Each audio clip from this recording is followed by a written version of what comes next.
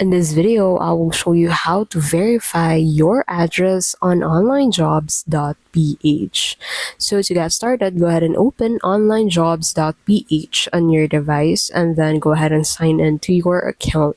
So head over into your profile by clicking on your account and then click on verification under your profile photo.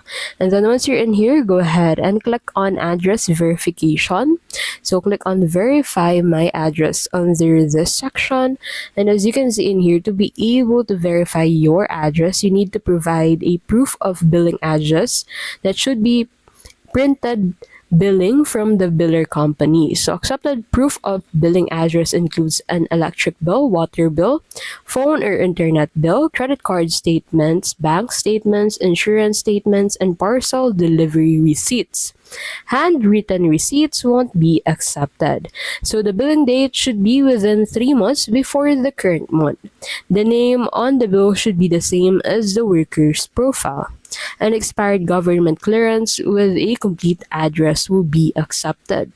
So proof of billing or clearance should be taken using a mobile phone camera, scan, digital copy. So as you can see in this section, you need to provide your information, and then on the second part, you need to take a photo of your proof of billing and then click on that confirm verification button to be able to send your application.